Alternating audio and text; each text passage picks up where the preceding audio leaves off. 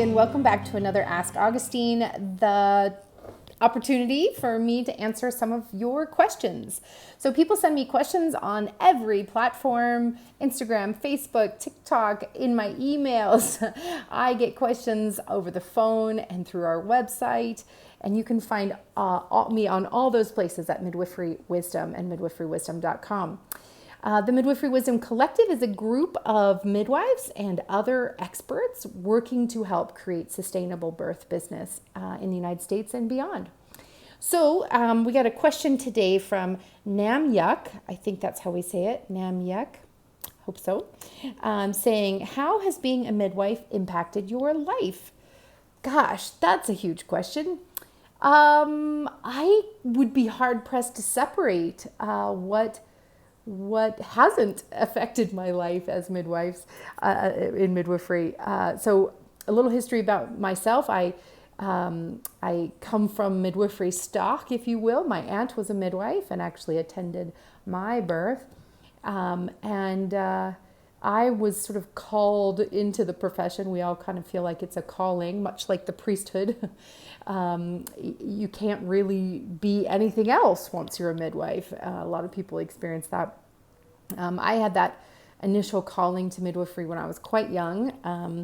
I was a nanny from the time I was 12 years old, and being called by mothers for help with their children when I was little. And by the time I was 18, I really had this calling to be a midwife, and started attending births shortly after that. And so it's been 25 years of this focus of mine, and a little more than that even.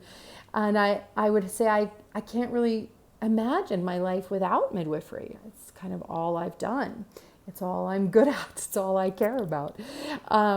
So it's impacted my life tremendously, obviously.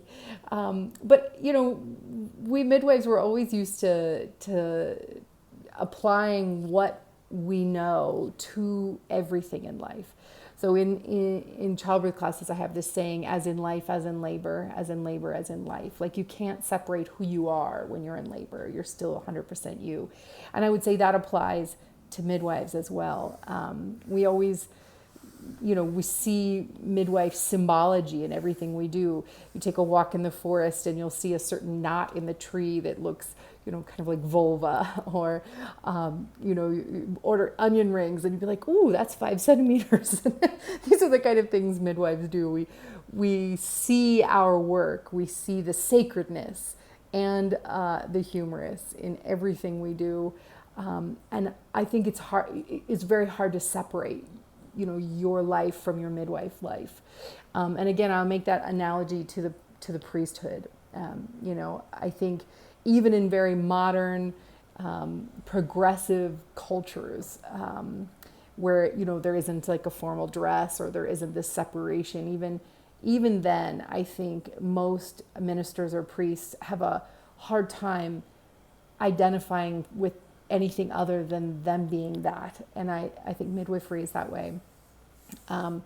We're midwives, and it spills into everything we do. I definitely know that this was what I was meant to do. And I would even go so far as to say, I think I've done this before, like in other lives and in other times, space, continuum, realities. I've definitely done this before.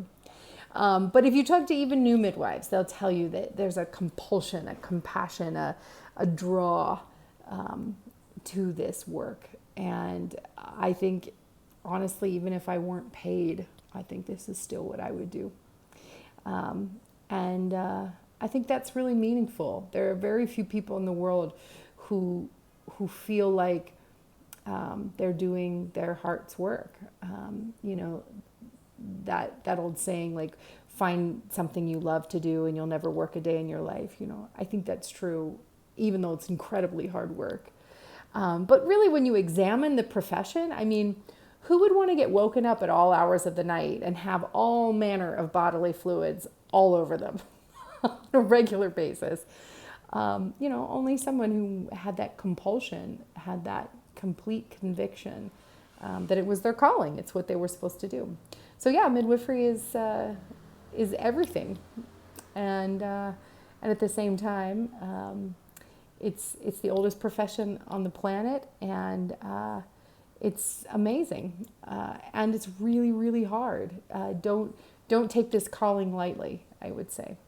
Burnout is possible, and so that's why I focus so much on sustainability and finding the balance, the work-life balance, and developing, cultivating other interests, and really enforcing time off, because it is such a calling.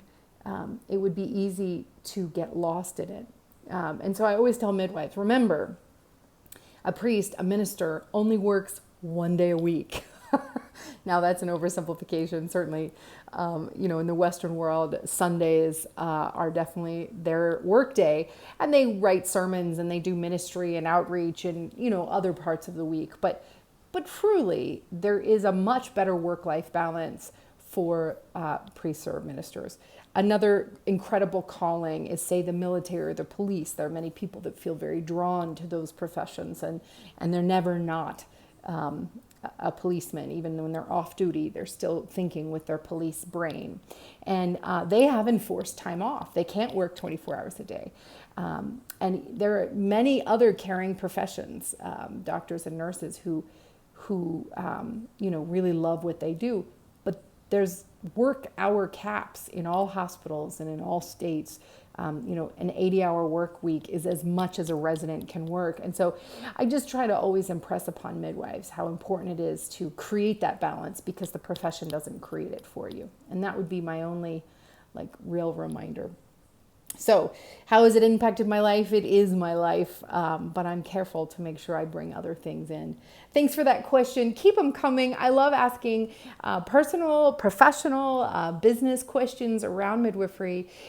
You can use the hashtag #AskAugustine, and you can find us on YouTube, Instagram, Facebook, TikTok, and our website, midwiferywisdom.com. Thanks, everyone. See you next time.